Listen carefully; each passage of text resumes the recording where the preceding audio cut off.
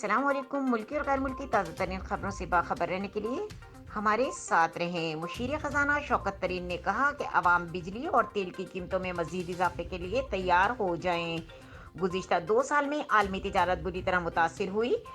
शौकत तरीन मुशीर खजाना ने कहा कि कीमतों में इजाफा होगा, लेकिन इतना नहीं होगा जितना IMF चाहता था। इससे कबल पाकिस्तान सिंगल विंडो तकरीब से खिताब करते हुए मुशीर खजाना शौकत तरीन का कहना था कि गुज़िश्ता 2 साल में आलमी तिजारत बुरी तरह मुतासिर हुई है, जबकि पैदावारी लागत और शिपिंग के अखराजात भी ज़्यादा बढ़े। शौकत तरीन का कहना था कि वसी तर इस्लाहात पर मुश्तमिल ये निज़ाम तिजारती सरगर्मियों बढ़ाएगा। तिजारती सरगर्मियों का GDP और ग्रोथ से बराह रास्त ताल्लुक होता है। वजीर खजाना का कहना था कि पाकिस्तान सिंगल विंडो गवर्नेंस और तिजारती सरगर्मियों का आसान तरीन निज़ाम है। हुकूमत हर शोबे में बेहतरी के लिए इस्लाहात जारी रखे हुए है। उन्होंने कहा कि पाकिस्तानी ताजिरों के लिए तिजारती मौके भी पैदा हुए, कारोबारी लागत और वक्त की बचत से बरामदात पर मुस्बत असरात मुरतब हुए।